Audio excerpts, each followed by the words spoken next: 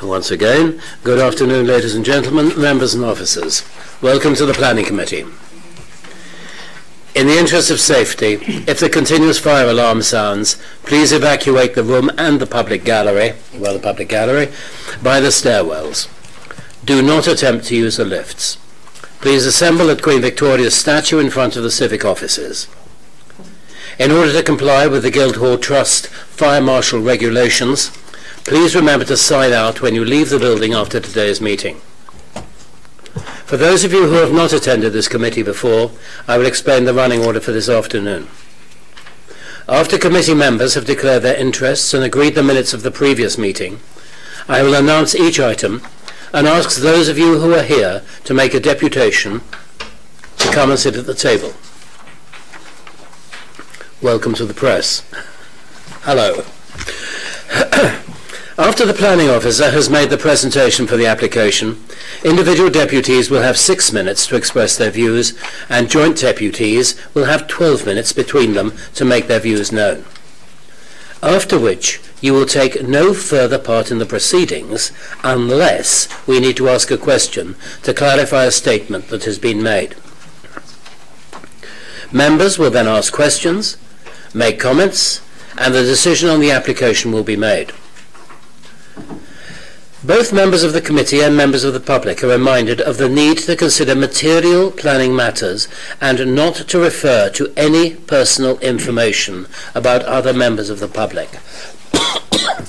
If you do, I shall ask you to leave. May I draw everyone's attention to the fact that this meeting will be live streamed from a camera at a fixed location at the back of the meeting room, and the recording will be on the Council's website. The camera will mainly capture the backs of those making deputations, but there will be some footage of those making deputations as they approach or leave the table where the microphones are located.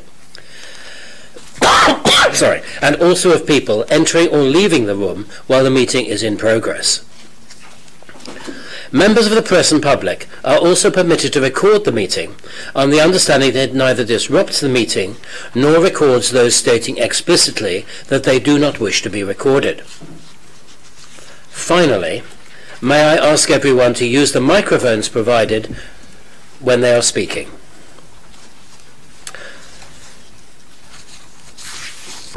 For the benefit of members of the public, I think it would be useful to go around and introduce ourselves, who we are and what our role is.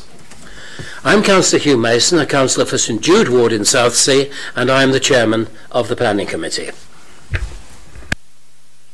I'm David Penrose, I'm the clerk. Judith Smythe, one of the councillors for St Jude Ward and vice chair of this committee. Lynn Stagg, one of the Baffins Ward councillors. Susie Horton, councillor for Central Southsea Ward. Claire Udy, councillor for Charles Dickens Ward. Stubbs, Eastern Crowes Ward. Donna Jones, Hilsey Ward. Jo Hooper, Portsgrove Ward. Gemma New, Portsgrove Ward. And Steve Pitt, Central Southsea Ward. Jane Thatcher, Planning Officer. Alan Banting, Planning Officer. Sim Manley, City Development Manager. Kieran Latham, Planning Solicitor. Right. Next item on the agenda is, are there any apologies for absence? I think we're all here. Declarations of members' interest. Do members have any? Yes. Councillor Smythe. I would like to go out of the room for the 154-156 Elm Grove application, because I've been watching the progress of this business and I've been in there a good deal. It's very near my home. Right, okay. Councillor Jones. Thank you very much, Chairman. In terms of application number 6, Elm Grove, I've been contacted by 2 people on behalf of this application, not by the applicant themselves, and on both occasions I've made them aware that I'm a member of the Planning Committee and directed them to Councillor David Tompkins, who is one of the ward councillors. And Wadham Road is an application in my ward. It's not personal, it's not prejudicial, but again I have been contacted by people outside of the committee, i.e. residents from the area. Thank you for that, Councillor Jones. I certainly don't think you have anything which could be described as a prejudicial interest in either. Anything else? No. We come to the minutes of the previous meeting. Clerk, you have a... Yes. We have a slight issue with the numbering on the minutes, which should have restarted in January. So if you are happy, obviously the chairman's lead to go through the minutes, but if we could accept them if you're willing to at the end, but changing the actual numbering if that suits the committee. This will of course require the renumbering of all minutes from January, and so we need to formally approve the renumbering to bring it into order. I propose from the chair that we accept the renumbering. Seconded by the Vice Chairman. All those in favour, please show. That is accepted. Thank you very much. I now intend to go through the minutes of the meeting which we held on the 6th of February, page by page. Page 1, page 2, page 3, page 4, page 5, page 6, page 7, page 8. Since there are no objections, can I take that we accept the minutes of the last meeting? Thank you. Following that, updates on previous planning applications by the Interim Assistant Director. Sim? I have no updates to make at this moment. There is one matter which I knew needed to bring to your attention before we move to the business of this afternoon, which is the meeting in May. The earliest which we can hold the meeting in May, following the local elections, is Thursday, the 23rd of May. And the suggestion is that on Thursday, 23rd of May, we start the meeting in the late morning at 11 a.m. rather than at 1 p.m. and progress from that point. Are there any comments from any members? Councillor Smythe. People may know that I'm not available for council business on Thursdays. If we started at 9 o'clock, I could probably come, but I can't come any later than that. I need to be away from Portsmouth at 12. Well, would members be willing to start at 9 o'clock?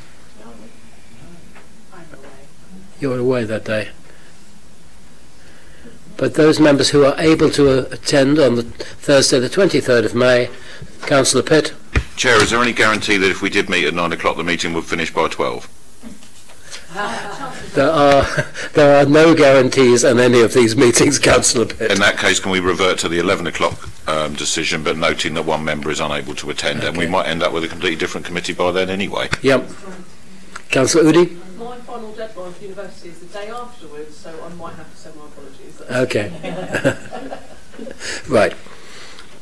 I am sure that since it is the first meeting of the Council's year, that the standing deputies will be enthusiastic to attend. So, can I then have a formal approval to start at 11 a.m. on Thursday, the 23rd of May? Okay. Thank you.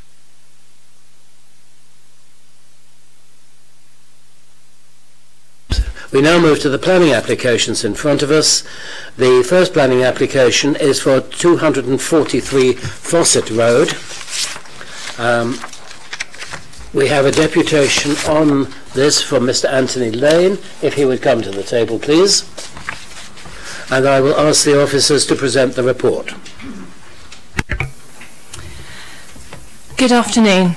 The application is for a change of use from C4 HMO to an 8-person, 8-bedroom sui generis HMO.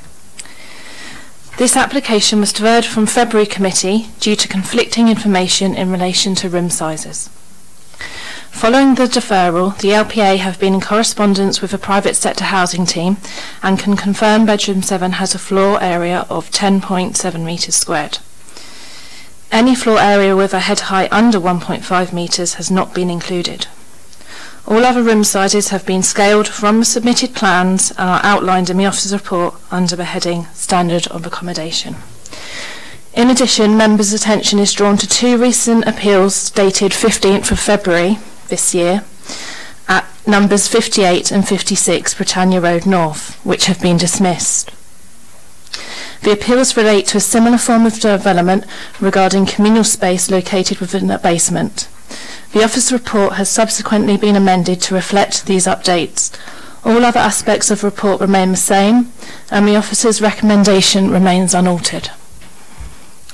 For those of you who weren't here last time, and just to refresh your memories, I'll run through a PowerPoint again with the updates. The application site relates to a 2-storey mid-terrace property located to the south of Fawcett Road, where the road bends close to its junction with Sutherland Road. It's a picture of the front elevation. Please note building works were in progress at the time of the site visit. It's also noted that amended plans were received from the agent during the course of the application, which saw an 8th bedroom added and a basement lounge. So these are the superseded plans which show no 8th bedroom and no basement lounge, and these are the plans which were sent through showing bedroom 8 just off the kitchen and now the addition of the basement lounge. The basement lounge measures approximately 15.45 metres squared and the kitchen 11.48 metres squared. They are scaled from the drawings which were given to me. So the lounge would have a larger proportion of communal space compared to the kitchen. It's a picture of the rear. As you can see, the L-shaped dormer was constructed at the time of the site visit, which provides 2 bedrooms in the roof space. It's a kitchen and an example of one of the bedrooms, the door leading to one of the en-suites. Unfortunately, as you're aware, building works were going on, so I couldn't get the greatest of photos. This is a basement lounge served by a small light well located internally, and it therefore fails to provide a suitable degree of natural light, outlook or ventilation. It is considered the basement lounge would not provide a good standard of living environment for the future residents and users of the development. This is an external picture showing the internal arrangement for the light well serving the basement lounge.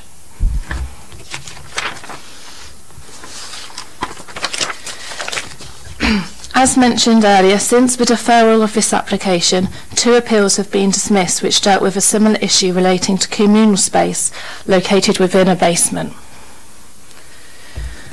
I'm going to read an extract for you from the dismissed appeal now. The kitchen and dining space, however, would be housed entirely within the basement. A bay-style window would serve the space, but one that has a view towards a high-sided masonry wall. The poor level of outlook would apply mainly to the dining area only and be exacerbated by the proximity of said wall. This arrangement would provide some natural light, but an amount severely constrained to the extent that reasonable functioning of the spaces would rely almost wholly on artificial light. Taking these factors together, I would conclude that the standard of living for occupiers would be unacceptably poor. Whilst the sizes of the spaces combined would be acceptable and the separate lounge would have an appropriate outlook and access to natural light, the kitchen and dining area accounts for a substantial percentage of the total amount of communal space, and thus these matters would not be sufficient to overcome my concerns. Consequently, the appeal schemes would fail to provide an adequate standard of living for occupiers. These are pictures and plans from the 2 dismissed appeals which came in February this year. You can see differently to this one, they have constructed a light well. And here's some actual pictures for you to see inside the communal space. So finally, the dismissed appeals related to a change of use from C4 to 7-bedroom, 7-person sui generis HMO. It is therefore considered the appeals are directly comparable with the current application at hand. It is noted that the dismissed appeals also included a living room at ground floor level in addition to the basement accommodation, and thus it is considered offered a better standard of accommodation in comparison to the proposal. In addition, given the dismissed appeals related to a 7-bedroom, 7-person sui generis HMO, it could be argued that the use of a building for an 8-bedroom, 8-person sui generis HMO would result in a worsened situation. As the proposal falls short of planning standards identified in the officer's report, and having regard to material considerations outlined, it is advised that the proposed layout of a property is not suitable for the occupation of 8-person sharing, and on that basis the recommendation is for refusal. Thank you very much. Mr. Lane, you have 6 minutes to present your argument. So last time the reason for deferral was, from what I understand, and if we go back over the tape, would be to get somebody here from Housing Standards to actually make some comment. Either that or someone to come and visit from Housing Standards, the property. That was the actual reason for deferral. But it's coming clear that maybe it was because we might have had these little things in the pipeline that were obviously popping back in between for the dismissed appeals as well. So maybe it was a little bit of a stall possibly, but obviously make your decision today. You know, a lot of you weren't here last time we had the presentation. We had some actual better photos of the property, so you'd have seen a little bit more. It's been signed off for building regulations. There's absolutely no problem with the light. Chris Andrews has been out from Housing Standards for the HMO, absolutely no problem. We involved him right at the beginning, at the end as well, and he had absolutely no issue.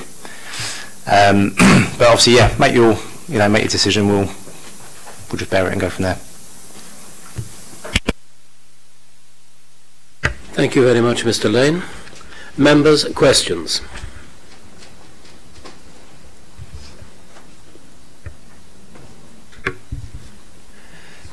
Councillor Smythe. Chair, I just wondered if Housing Standards had been involved this time round and what their comments were this time round. I have been in direct contact with private sector housing. We are agreed that the sizes stated in the officer's report are correct. Thank you.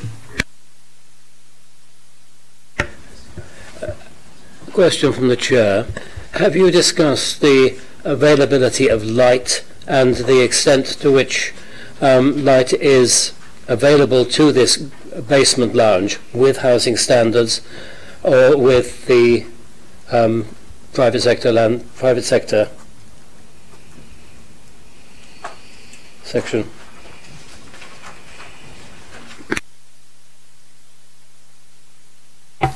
Private sector housing have commented, and you can see they have, where is it? They are concerned. They say the proposed size meets the overall floor space requirement. However, there is no indication of windows or ventilation, and therefore no natural light nor ventilation will be entering the room, so this proposed living area is not suitable.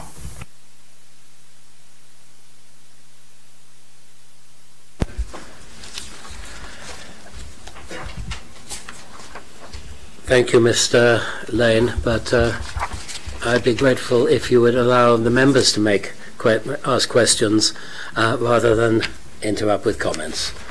I understand your concerns on this matter, but I think it is proper at this stage that members should ask questions or make comments. Councillor Jones. Well, in order to address the point, we've got comments here about the dining room, lack of space, and some things that we can piece together, both sizes, your reason for refusal and what I think may be the private sector housing team's position. The applicant is obviously saying that they haven't been out. That may not necessarily be an issue from this perspective, I mean, if they've checked the room sizes, but can you clarify what involvement they've had and if you think that they have been out and checked it? If they haven't, if that you think that's also acceptable where we are?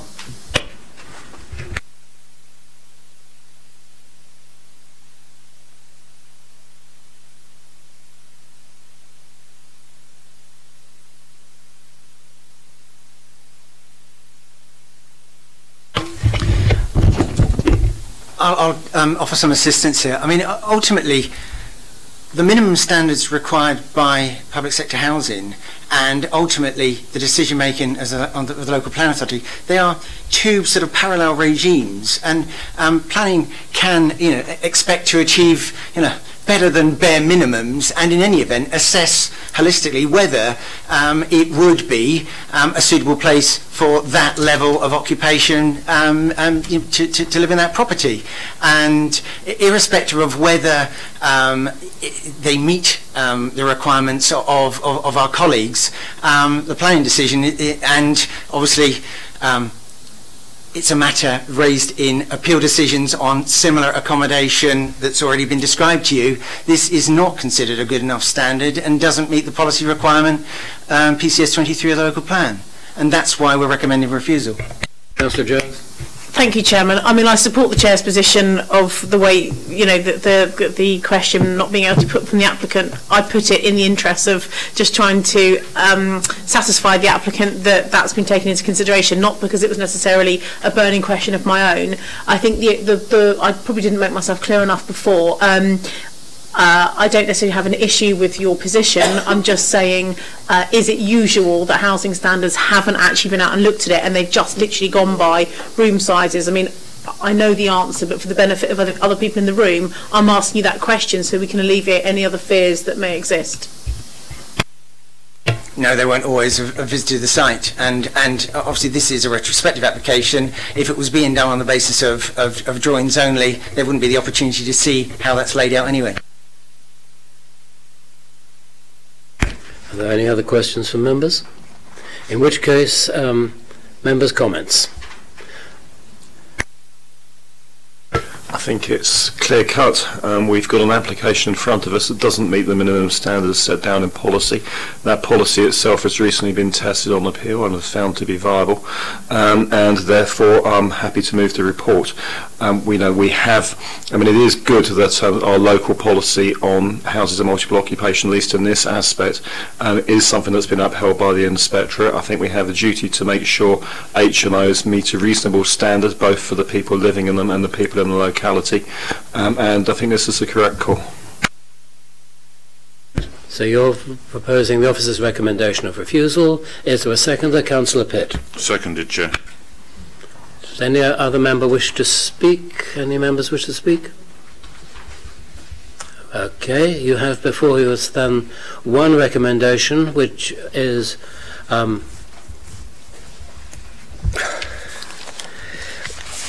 which has been proposed by Councillor Stubbs and seconded by Councillor Pitt, that this be refused. Can I see those in favour of that proposal? It has been refused. Thank you very much for your attendance, sir. Thanks, everyone.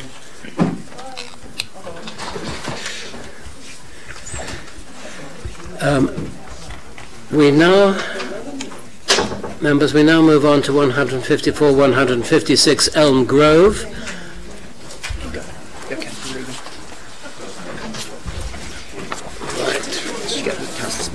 Yes, Councillor. Members, can I have Shani Retland to the table, Mr. Paul Cobb to the table, and Councillor David Tompkins.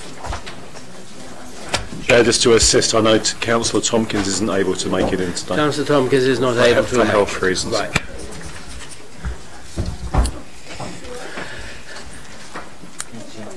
Ms. Retland, Mr. Cobb, you will have 6 minutes each to address the committee. But first, members, thank you. But first we'll have the officer's report on this application. Can I have the officer's report, please?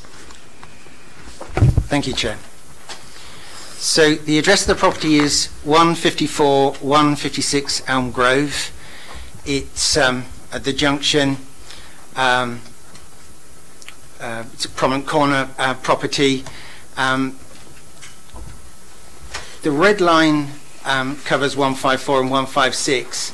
Other land other buildings that form part of the use of 152 are a blue line on the application. I'll come on to that issue in a moment.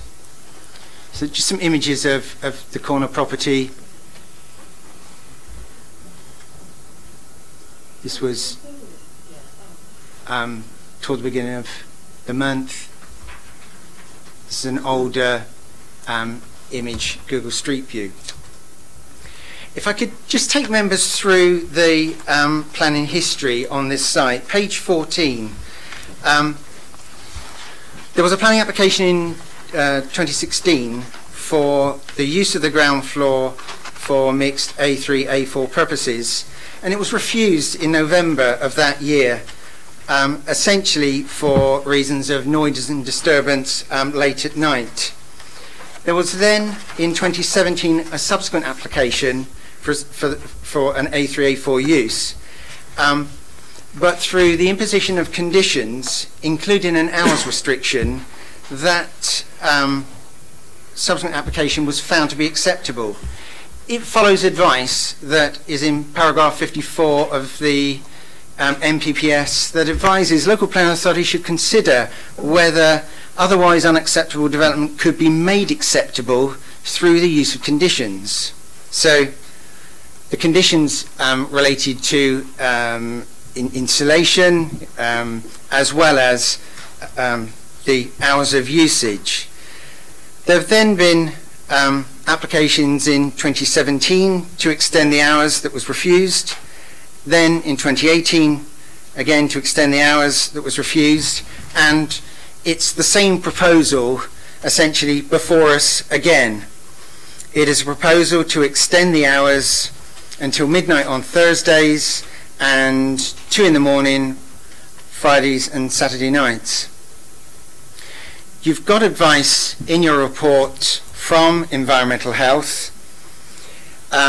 They comment on the level of protection afforded to residents of the upper floors of this building and their adequacy, but how it would... So I'm trying to sort of... The level of protection afforded to the residents in the first and second floors as a result of the condition imposed on a previous planning permission is appropriate to the currently permitted hours of use.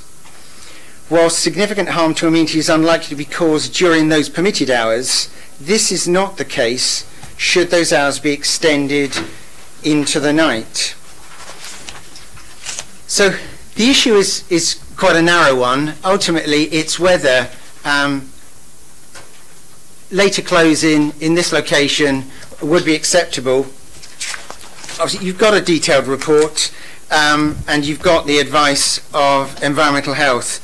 In our view, the condition was reasonable and necessary in the first place. Obviously, it followed an earlier refusal, but by the sensitive use of conditions, unacceptable development was found to be acceptable. We do consider the impact on the residents, future residents of the upper floors would be unacceptable if it went beyond 11 in the evening. That's not only internally generated noise, but it's the comings and goings associated with the use of the ground floor. It's people that are working there having to sort of clean up, put the bottles and empties, etc. out, and just continuing that into the hours when people are normally sleeping. There is reference in the report to use of 512. So I've got 152. Thank you. That is unauthorised. It's a breach of planning control and would be a matter that the applicant will need to come to the local planning authority and address the acceptability or otherwise of the use of that additional floor space.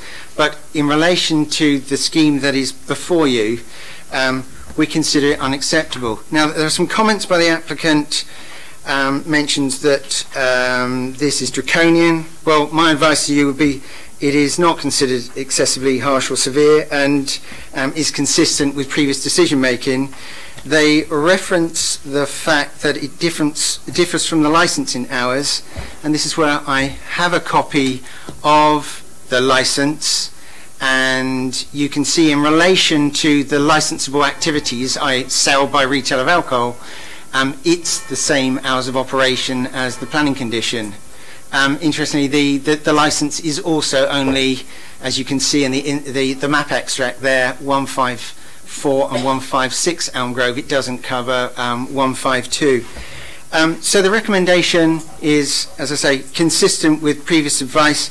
The applicants make the point that it is not consistent with competitors in the locality, but there will always be historic examples of uses, pubs that have been there a very long time that may well have different timings, but ultimately this is about the use of this ground floor and its relationship to residents of the upper floors. So the recommendation is one of refusal for the reasons set out in your report.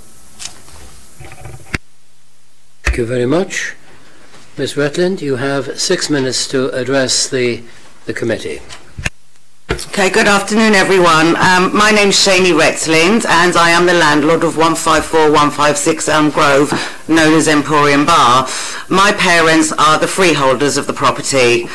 My parents also own the residential premises at 2A Victoria Road South, situated directly above the bar.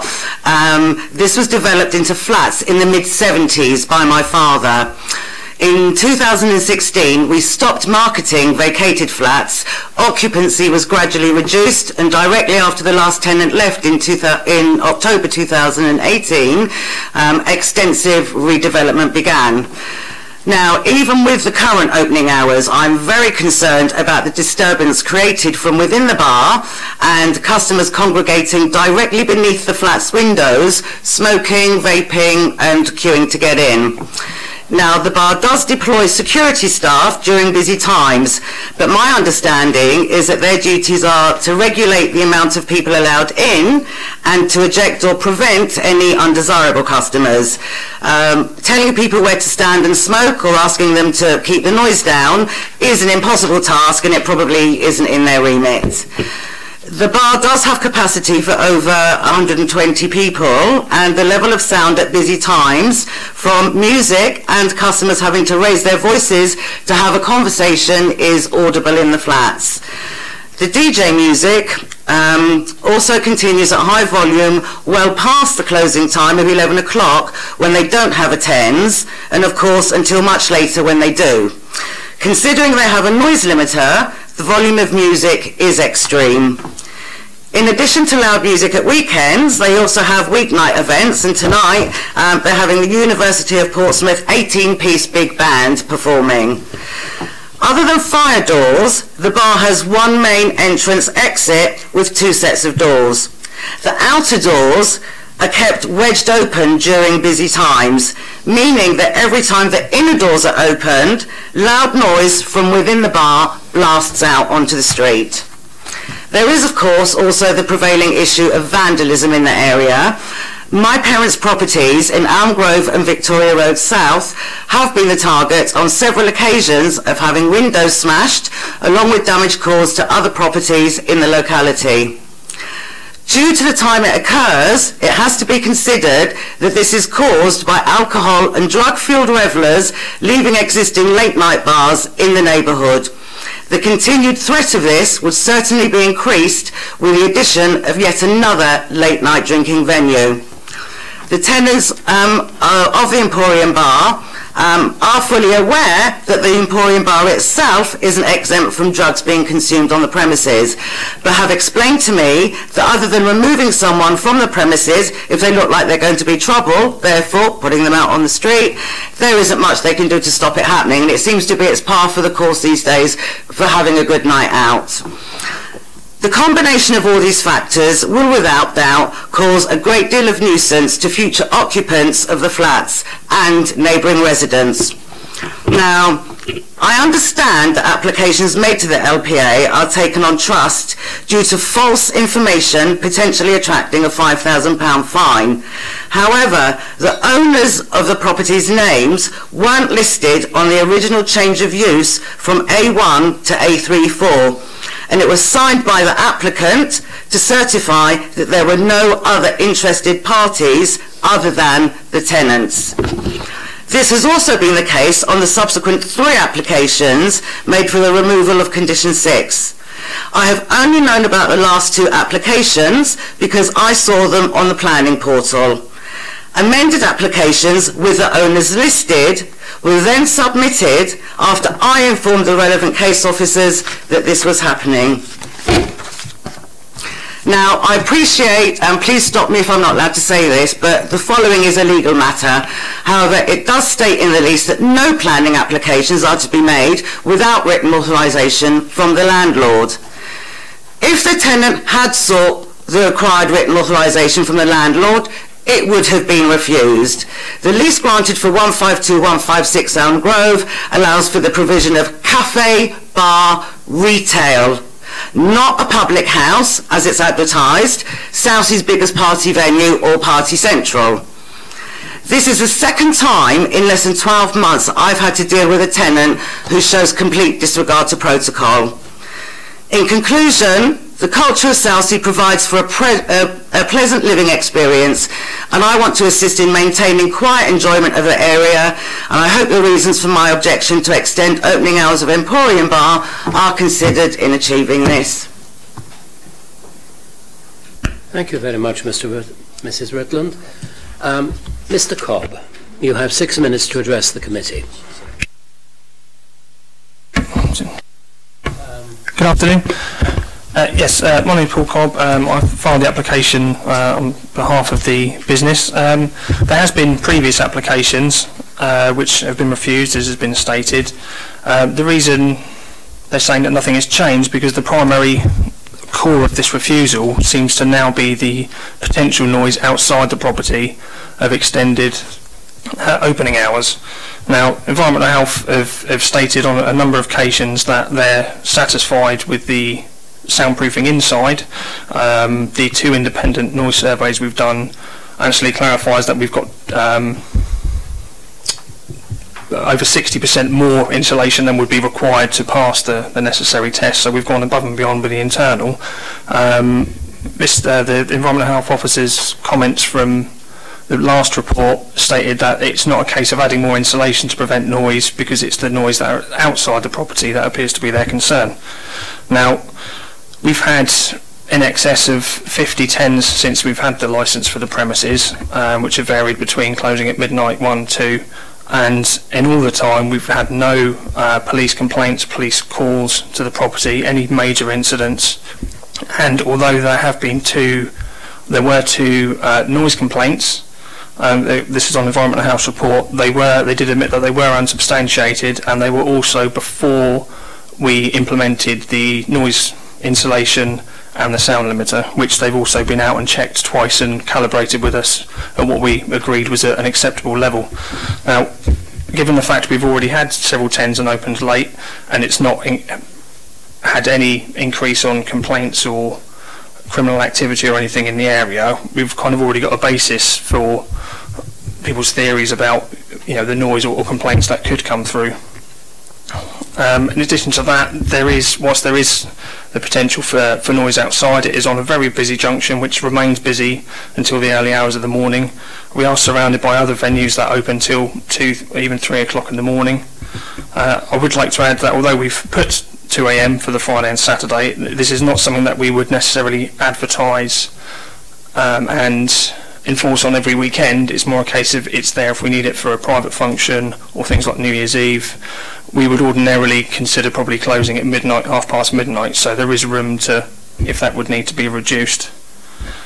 I've also I've been unable to find another premises that the hours of use are restricted by planning for licensable activity. On all the cases that I've looked at, it's always come down to licensing. That the place is registered as used for A1, A3 and A4, but given the hours, only 50% of the year, so the other 50% of the year the building is effectively useless, which just seems strange to most professionals that have looked at it. So we would ask that the planning use is extended to the hours, or if we can compromise somewhere in between, and that the level of control is actually with licensing, which obviously Environmental Health are a part of.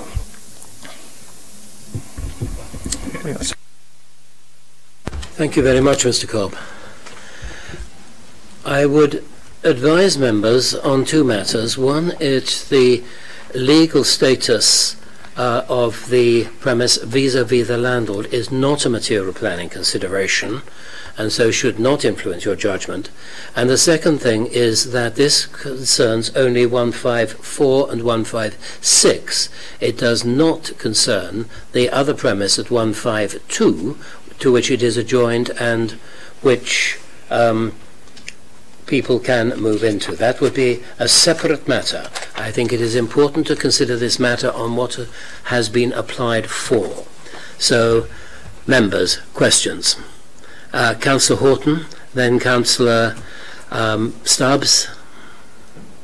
Councillor Horton. Appreciate what you say, Chair, about 152, but can I ask a question of whether there is open access from the property in question to that area, and if so, how can that be completely ignored given the fact that there's residential properties abutting that 152? 152 provides ancillary use of the bar. It's why we encourage the applicant to withdraw this application. It should have been something, in our view, that was wrapped up in one hit. But they want the merits of this change of hours to be considered. So that's why it's before you today. Councillor Stubbs. Can I just clarify? In terms of the options available to us as this committee, because this is a condition rather than the main part of the application, we've been asked to vary the condition. Presumably the range of options we have includes some other set of hours in between the 2 points. At this moment in time, the application before you is to vary to the point that they're what's within the application. If members were minded to apply different hours and allow a variation of that, that's entirely within your gift. However, what I would, in doing so, would draw your attention to the fact that the Environmental Health Officer has been quite clear in terms of moving outside the hours and actually specifically stating that it's on page 15, and draw your attention to, I think, the fourth paragraph up. They're saying it's not, there's no ability for additional sound installations, and they're saying that the hours of limitation that they've looked at on the original permission are sufficient. But if you go outside that, it's not capable of accommodating more sound installations. So it is something that you need to be mindful of if you are looking to move outside the area, the permitted hours of use at the moment. Perhaps if I could add, Chair, that the request that's been made is also for a 10 o'clock start. That component part of the submission doesn't bring officers, environmental health planning, any particular difficulties. A 10 o'clock opening would not be a problem if that was something that you all were wanted to consider, but it is the use after 11 o'clock. Councillor Pitt, then Councillor Udi. This is a bit strange, and I get the fact that we're not supposed to be looking at 152, but Alan, it is on the premises licence 152. Is that right? Because a premise is a premise. You can't have bits of it that things don't apply to. This is a copy of the licence provided that I acquired this morning. 152 is there. It's not covered by the premises licence. But it is intrinsically linked to the rest of the building. It provides ancillary accommodation. No. Is it? Can you go from 154, 156 to 152? I don't have a layout plan, but my understanding is that there are toilet facilities in 152. Sorry, if I clarify that. There's no public access to 152. At the rear of 152, there is a toilet block, which is actually an outbuilding at the rear of all three properties, so it's not within the original outline of the original building. The only other use is as a fire escape, so at the moment it's just a storage room, because obviously we can't use it. I'm grateful for those observations. I'm very sorry, Chair. It's an integral but part of the I've spent 30 years in the licence trade, and this is a nonsense. A premise is a premise. What it's used for is irrelevant. If I've got back office space in a public house, it is part of the premises licence of that public house.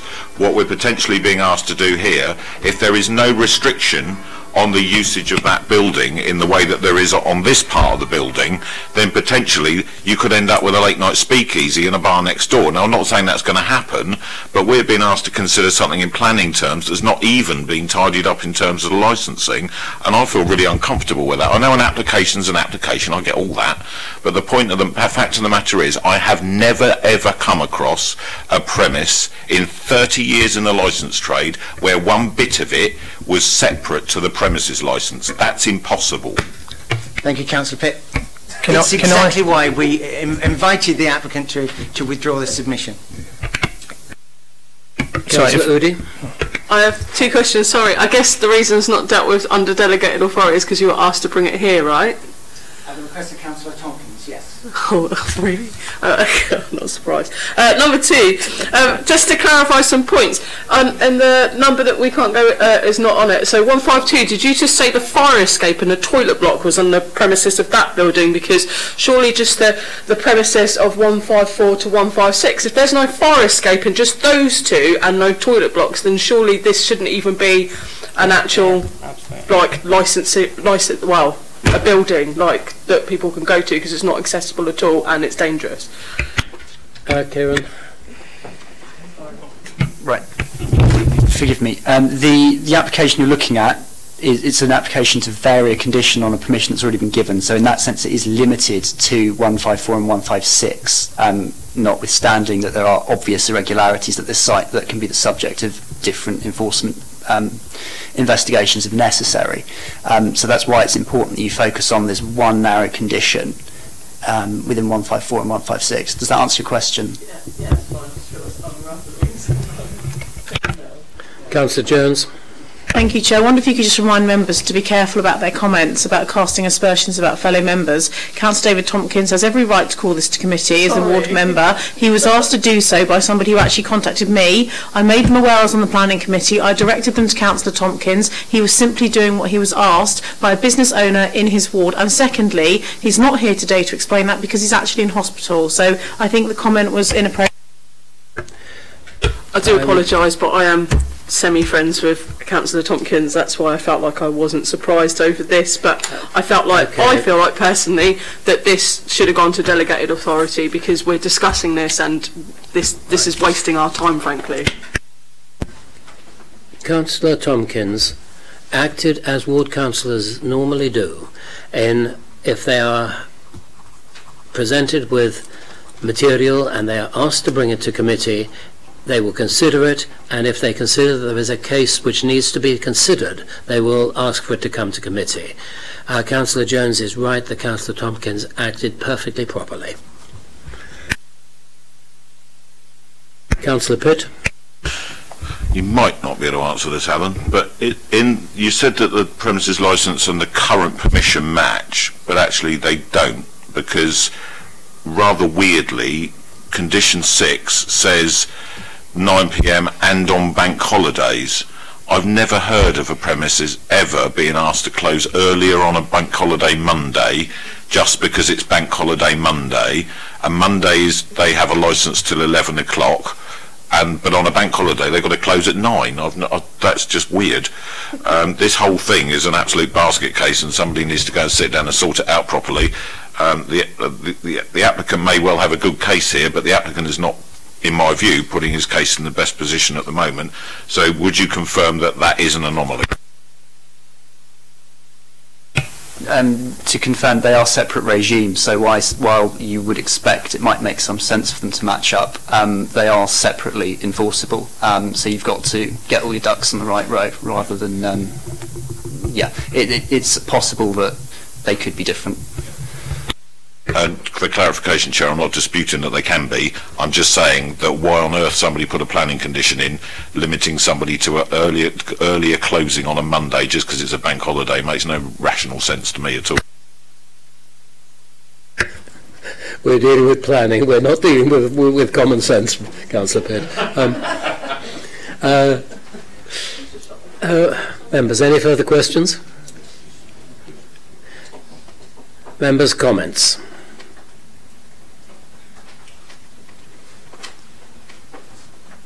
Councillor Udi.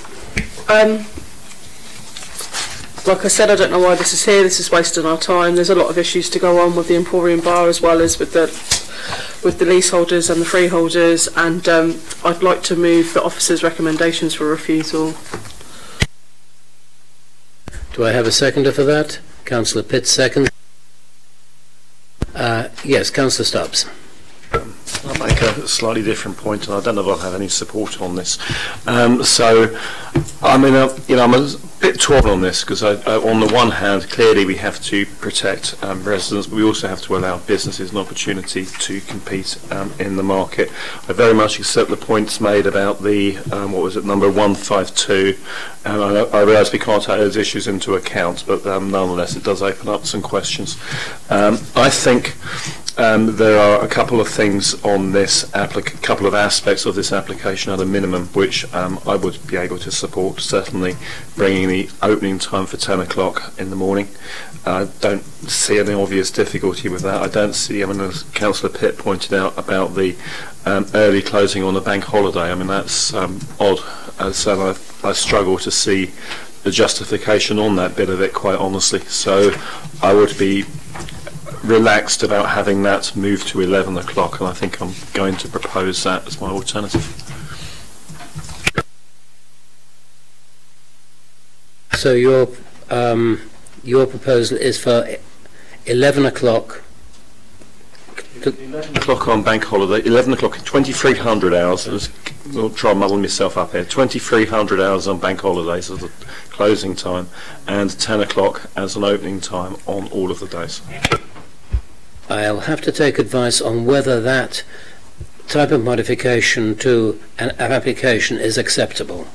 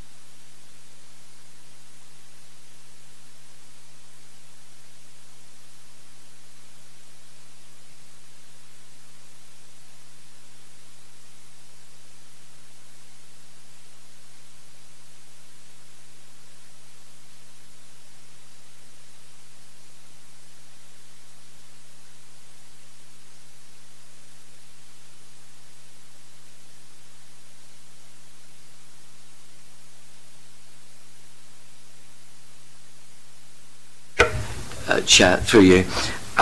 The situation is that you can. What we would suggest is that obviously if members are minded to go with that variation of the condition, you're entitled to do so. It will result in a new decision notice being issued because we would have to reimpose other conditions because it is a new decision notice effectively.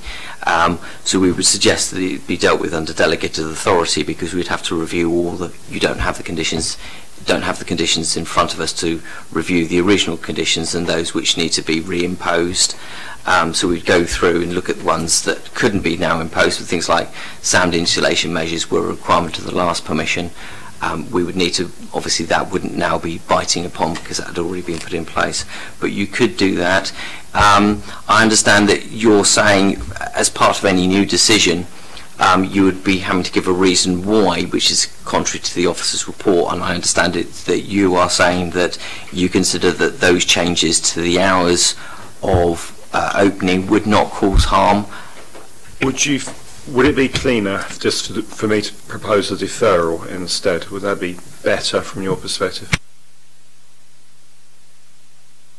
It's entirely up to you. It's within your gift to either go through for a recommendation at the moment or seek a deferral. just conscious I don't really like to clog up committees too much with applications that keep coming round, so if we can arrive at a decision I'd sooner do it, but whether it creates legal difficulties. So you have proposed that planning permission is given for a 10 o'clock start on all days, and that we regularise the closing hour to 11 p.m. 2300 hours on bank holidays. Is there a seconder for that? Councillor Jones? I anticipated you asking that question next, and I've got two questions I'd like to ask before I make a decision about whether or not I second that proposal, if that's okay. Yes, certainly. For Alan, if that's all right. So if this was amended in the planning permission today for the use of the building, it would still have to go back for licensing for them to vary so it could be open during those hours, but it would be for licensing to amend the licence to say if they could serve alcohol up to 11 o'clock, for example, on bank holidays. Is that correct? They already can. Okay, that's fine. Sorry. And in terms of the point that Councillor Pitt made about 152, you seem to agree with the points he was making. But is that material? Because in the refusal reason paragraph, it's not specifically mentioned. I'm just wondering if we're going to create an anomaly here if we go with Councillor Stubbs's proposal. I think it's kind of an anomaly anyway, because if the applicant operates 152 to 156, what they should be doing is submitting an application to regularise that, and the hours of operation could be then considered appropriate to all of the ground floor that's used associated with the Emporium. So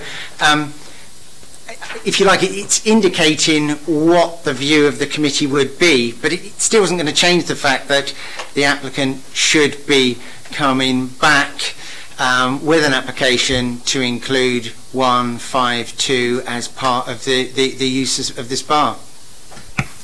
Can I... Supplementary, if I can, as well, when you're... First, please. Yeah, 152 is not included within the planning unit, which the planning permission you're being asked to vary today pertains. So it's immaterial. Well, I mean, it's not immaterial, but yeah, I understand the point you're making. Of this particular decision, I appreciate you're looking at wider context. For the purposes of this decision, it's immaterial. It would be an enforcement matter that officers can look at differently. And secondly, licensing, again, that's another consideration for another committee bureaucratically to have to look at. Fully understand that, yeah. But I'm still entitled to ask that question. Did you give that feedback to the applicant about 152, about including this in the application before this went forward, came to this point today? Just to clarify for others that might be watching elsewhere. The case officer strongly recommended that this application be refused and that it be sorted out in one proper hit. Yeah, okay. Are there any other questions from members? Councillor Pitt. Yeah, I'm interested in terms of, because when we've seen this sort of thing before, somebody's with a tidied up premises licence, not what we're looking at here, they've actually gone to licensing and got permission for the extended hours, and then it's come to planning and we have put a restriction on it. I'm thinking of a premises in Palmerston Road that you might recall, Alan. We have then chosen that in planning terms it wasn't acceptable. What weight as a planning committee are we able to give to the environmental health officer, for example, in terms of whether or not something's approved in licensing terms and any comments made in that respect when it comes to planning? Because although the two situations are different, it's the same person giving their view on exactly the same issue, which is one of the licensing objectives, which is will it cause disruption to neighbours? So we're looking at it here in planning context. Would your advice be different if they'd already secured a premises licence, for example, until 2 a.m, and that there was no objection from environmental health on it? Well, I think it should be done the other way around. I think they should establish whether the principle in planning terms is acceptable in that location and the resultant impact on the neighbours, rather than seeking the licence first. I agree with you.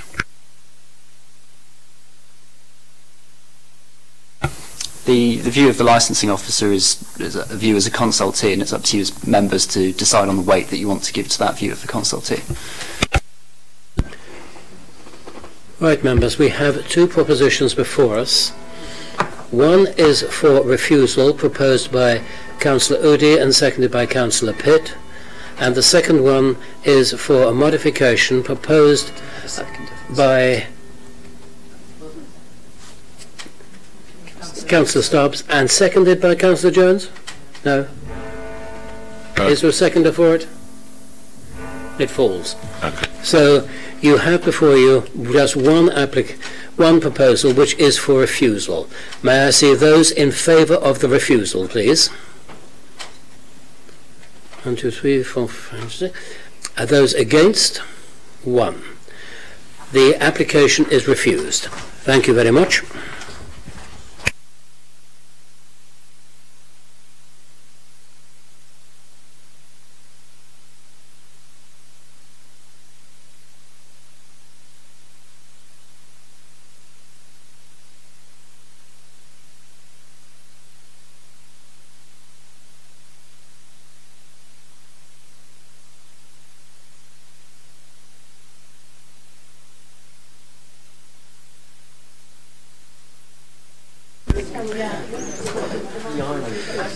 Ladies and gentlemen,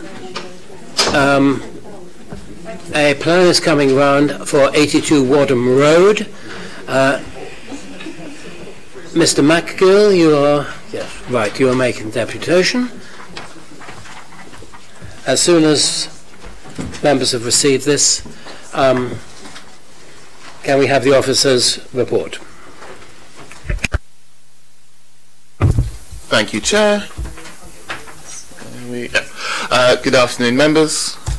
The area immediately surrounding the application site is primarily residential and characterised by rows of similar terrace properties. The site is located on the northern side of Wadham Road, east from its junction with Gladys Avenue, and refers to a two-storey mid-terrace property. Planning permission is sought for the use of the property for purposes falling within Class C4, house in multiple occupation. The property currently has a lawful use as a C3 dwelling house. The existing property is stripped back and currently undergoing refurbishment, so the previous room uses weren't entirely clear. Internally, the applicant proposes a combined living room and kitchen, shower room, utility room and 2 bedrooms at ground floor level, with 3 bedrooms and a bathroom at first floor level. All the rooms meet the minimum required space standards and there are no objections from private sector housing. The HMO SPD states that a community will be considered to be imbalanced where more than 10% of the residential properties within the area surrounding the application site are already in HMO use. Based on the information held by the City Council, of the 72 properties within a 50-metre radius of the application site, 2 properties were identified to be in lawful use as HMOs. Subsequently, 3 additional properties were brought to the attention of the local planning authority, 89 Oriel Road, 60 North End Avenue and 75 Wadham Road. These properties have all been confirmed to be HMOs. Including these 3 additional HMOs, the application site brings the total up to 6, and if permission was granted it would still bring the percentage up to 8.33%, lower than the 10% threshold. Further, the proposed development would not result in 3 or more C4 HMOs being adjacent to each other, nor would it result in any residential property being sandwiched between 2 HMOs. Above you can see some photos taken from the site back in January of this year. They're not the best. The house was being stripped back at the time. On the left is the hallway and on the right is the downstairs bedroom. That was previously a kitchen. The existing doorway to the bathroom and the utility room will be bricked up as part of the refurbishment. The kitchen area is shown on the left and the dining area on the right hand side.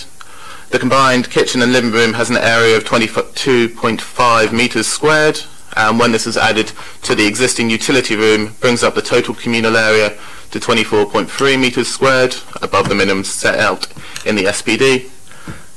Further to this, the property does feature large bedrooms, which would make up for the reduced communal area. The above photos show the front downstairs bedroom, and the above photos show the front upstairs bedroom, and the above photos show the two rear upstairs bedrooms, and that shows the downstairs bathroom. So given that there's not an over-concentration of HMOs within the surrounding area, it is considered that the impact of one further HMO would not be significantly harmful at this particular point in time. The view is shared by the Planning Inspectorate and has been held up at appeal. The City Council's SPD, Parking Standards SPD, sets out off-road parking facilities for new developments within the city and places a requirement of 2 car off-road spaces for a C4 HMO with 4 more bedrooms, and the expected level of parking for a C3 dwelling house with 4 more bedrooms, as the property was previously, is also 2 off-road spaces. As such, it's not considered that an objection on car parking standards could be sustained, and further, the site is located in close proximity to the shops, services and transport links on London Road. The submitted drawings do not indicate the provision of bicycle storage in line with the Parking Standards SPD. However, the rear yard is considered appropriate for the provision and retention of suitable bicycle storage facilities, which can be required through a condition.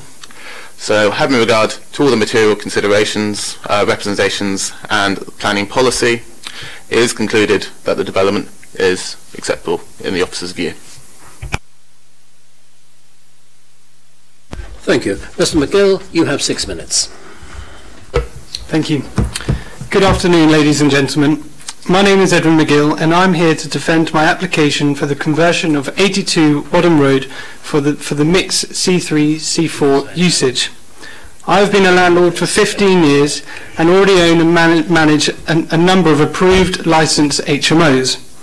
I am also a fully accredited landlord through Rent Smart Wales scheme and a member of the Residential Landlords Association.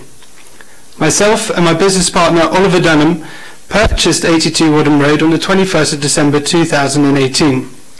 We chose the property as it works perfectly for an HMO, with its large rooms and high ceilings.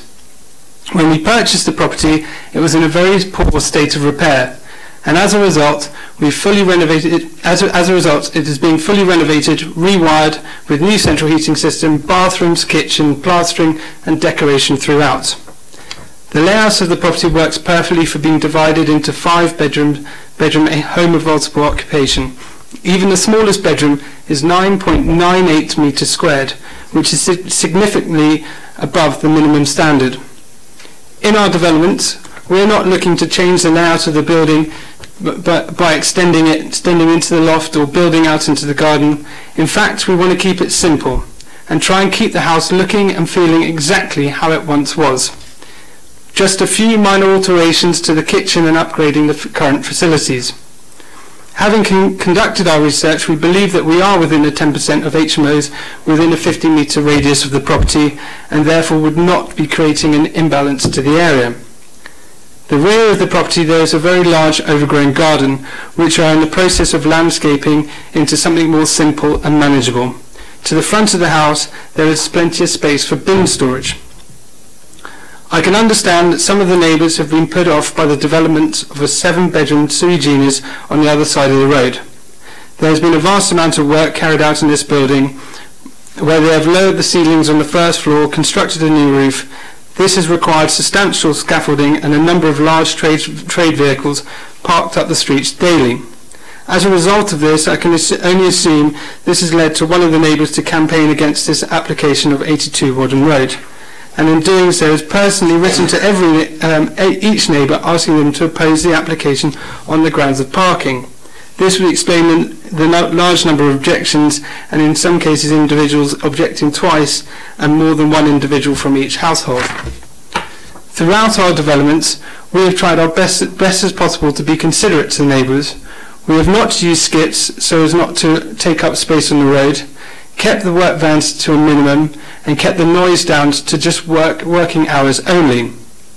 As it stands, 82 Wadham Road is a 3-bedroom house which could currently house 4 adults in a family, all of whom could own more than one vehicle each. However, we are providing bicycle storage at the rear of the garden, which is easily accessible through the house.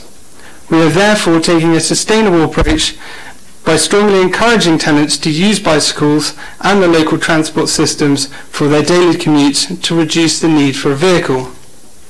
With regards to drainage to the property, we are not making any alterations that will impact the current sewage system and maintaining the property with 2 bathrooms. This application for 82 Wadham Road, this application for converting 82 Wadham Road into a 5-bedroom HMO strongly fits the demand for housing within Portsmouth, especially the need for offering affordable accommodation for young professionals. We would also like to stress that the rooms in the HMO will only be let to single occupants, not couples, and in line with the Portsmouth Home of HMO licensing scheme in supplying an excellent standard of living accommodation.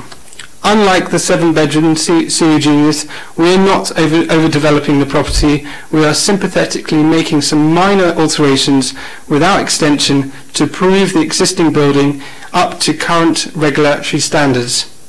We strongly request that you consider this application for approval for all of the above reasons. Thank you.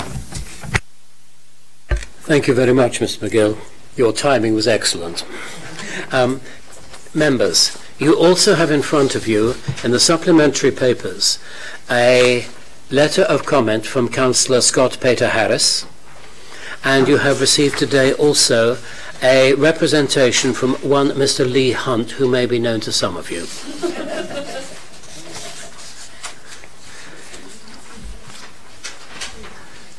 Members, do I have any questions? Start off with Councillor Horton and then with Councillor Stubbs. Can I just ask a question about the plan that we've got? The kitchen and living room door, there's a door that goes straight into the toilet, and then looks like there's another door into the utility area, but I can't see how. So there's 2 doors going into the toilet, is that correct? So there's one door going from the kitchen, living room to the bathroom, and then there is you have to go through the kitchen bathroom to get to the utility room. It's not an ideal setup, but it's weird. So you've got 2 doors going into a toilet, and one of them goes directly into your kitchen. I didn't know. Are you allowed to do that? Presumably you're allowed to do that. 2 up, 2 down.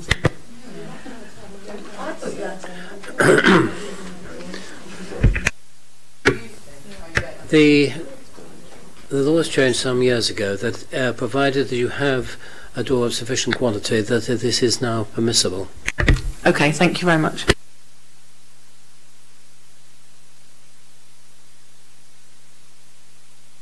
Councillor Stubbs. Yeah, thank you, Chair. Councillor Pater Harris makes reference to a number of specific sites. 75 Wadham Road and 89 Oriel Road were dealt with in the commentary, but he also refers to concerns about 66 Gladys Avenue, 74 Gladys Avenue and 62 North End Avenue.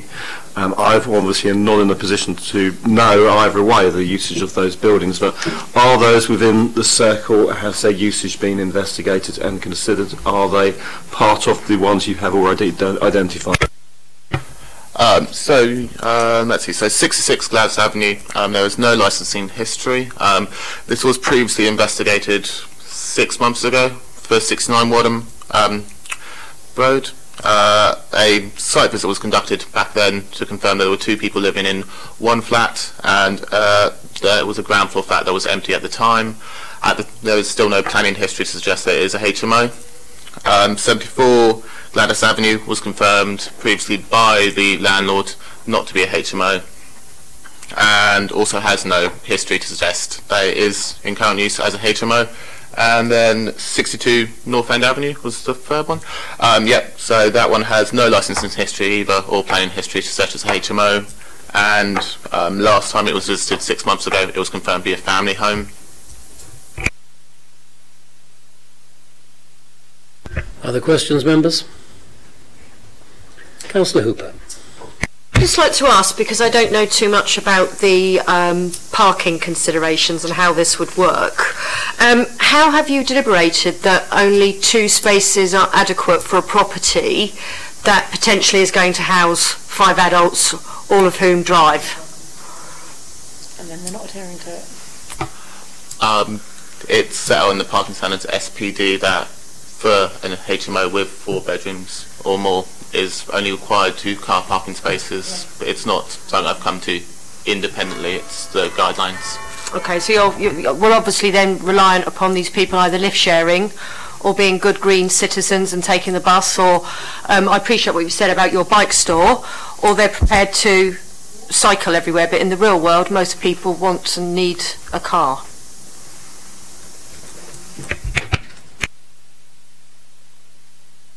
Currently it's a dwelling with no off-street parking associated with it, so what's said within the officer report is that the existing property would ordinarily be looking for 2 parking spaces in its C3 use.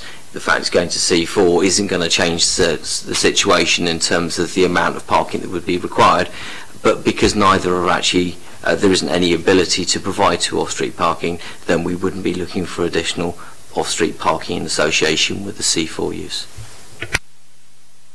And I would remind members of some of the earlier applications which we have had, such as those in Merton Road, where the planning inspector had considered 2 parking spaces for 12 HMOs was acceptable. Councillor Pitt, then Councillor Stubbs. Yes, thank you, Chair. I see in the report that you've added the 1.8 metres of utility space into the kitchen living room to come up with 24.3. Do we normally class a cupboard as a utility space? Because somebody's got to stand in there in the dark in order to be able to actually make use of it. Is that something we would normally do? I don't remember seeing that before. It's not it's not a linked space, it's separate. And to say, oh well, we'll pass this because one of the people in the house could go and stand in a cupboard and therefore has utility space, I find that a bit bizarre. We normally would expect to see that because 22.5 is close to 24 and that the bedrooms are large, that therefore we believe that you can mitigate that, but I wouldn't like to see a precedent that we're starting to include cupboards as utility space.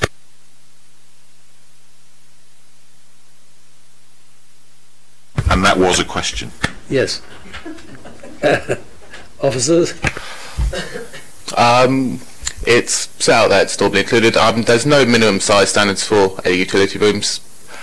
You could expect that in that utility room you could put, say, a washer or tumble dryer, which would take away space that you would normally have in a kitchen, so it would therefore provide extra space in the communal area. Councillor Stubbs? Right, I know that there's a line towards the end of the report about waste storage and saying that it's basically the situation would remain unchanged. However, there have been other instances where you've got properties such as this one where you've got room out the front for a bin shed, really. And would that be an appropriate condition, bearing in mind the likelihood of an increased occupancy?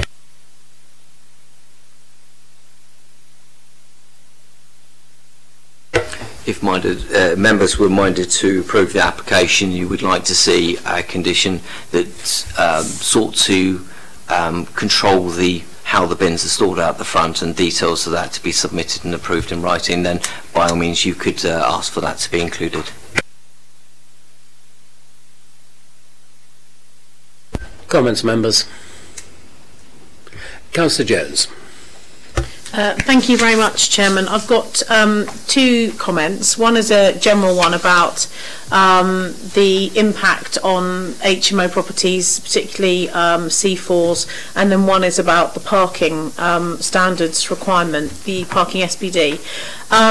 you know, the impact on local communities from properties that are either C3 or C4, but this particular house in question starts well before the planning permission is granted. I mean, this particular property and the way that the contractors have behaved to local residents is quite staggering. I appreciate that's not the material planning consideration, but they're not providing the 2 car parking spaces required in the SPD as on page 22 of the officer's report, but they are already, before it's even occupied, taking up more than a car's width on the road with soil, gravel, without the highways licence required that they should have had. They did not seek our permission as the owners of the road, as Port City Council, to be able to take up that space. It is already being converted, as we know, and it has created great concern. In terms of the parking SPD, the parking SPD is there for a reason. It's been through consultation. It is agreed policy of this council, and it does say that there should be 2 off-road spaces for a C3 or a C4. I appreciate it does relate to both, and the officer's report makes that clear. Where it can't be achieved, is it right and proper that this committee is therefore saying, well, we passed it on a C3, so we should allow it for the C4? I actually think the officer's probably right that the planning inspectorate probably would overturn it on that basis, because it would say, well, there's 2 spaces for both, it's already got a C3 permission, and is the impact of that C4 conversion really so great? However, I am going to refer to the report where it says, set out within the parking standard SPD, the view that the level of occupation associated with an HMO is not considered to be significantly greater than the occupation of the property as a Class C3. Well, you know, getting extra spaces in those roads is a significant problem. So under PCS, I think it's PCS 17, I am going to, I'm just checking, it's definitely PCS 17, is that the parking one? PCS 17, I'm going to propose a refusal for a conversion to a C4 for this property in Wadham Road because of the impact on parking and highway standards. Thank you. Do you have a seconder for that? Councillor Hooper. So Councillor Jones, Councillor Hooper. I would remind members that the way in which builders operate is a matter for building control and for highways rather than for planning. Councillor Pitt, then Councillor Udi. Thank you, Chair. With apologies to Councillor Jones, but I think she's misread the situation, and I think it's not fair on the applicant that we don't correct that. I saw him looking particularly concerned. Donna, the accusations that Scott's made, which I'm no doubt the veracity of, were in relation to number 69, not number 82. It was the other. No, it's not his one. I apologise and withdraw those comments. I thought there was another one in the road, and it is quite horrendous. I apologise. I thought that was your one. I thought in both your interests I should clear that up. I've had the photographs emailed to me, which is why I went back to the residents and said, look, I'm on planning committee, it's difficult, so I've not been massively involved in it, but that one is particularly bad. It's in the same road, but I apologise. Thank you for the apology, Councillor Jones. Most courteous of you. Councillor Pitt, do you have anything further? Councillor Udi? This is just a straightforward application, really, for us, and I don't think there's very much we can do. Obviously, I've seen the pictures in the news and stuff, and I want to thank the residents that may or may not be here right now. But at the end of the day, we need homes for people. I live in central Southsea Ward, and there's HMOs everywhere, and I don't find that they particularly impact upon my life. To a great degree, touch wood, it changes every year because mine are all students and not single people, single professionals or people that can't live in a house. Like my uncle, who's well into his 50s, who's unwell and depends on benefits, can't afford to live anywhere else apart from a room in a house. And we need just more places like this. People might not be inclined to drive because places in North End, usually, especially in this kind of area, usually have good transport links to the buses on Kingston Road or whatever. So I'm going to move to recommend the officer's recommendations for the second time today. Thank you, have a seconder for that? Councillor Smythe. Thank you. Councillor. Yes, thank you, Chair. I'm just checking something.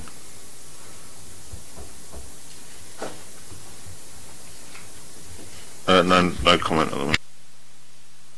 Sorry. Okay, any other comments? We have two propositions before us. The first is for rejection, proposed by Councillor Jones, seconded by Councillor Hooper. The second one is for approval, proposed by Councillor Udi and seconded by Councillor Smythe. I will take them in that order. Those in favour of rejection, please show. Those against rejection, please show. That has been defeated. We now come to the approval. Those in favour of the officer's recommendation, please show. Those against the officer's recommendation, please show. The officer's recommendation has been approved by the committee. You have your planning permission, sir. Thank you.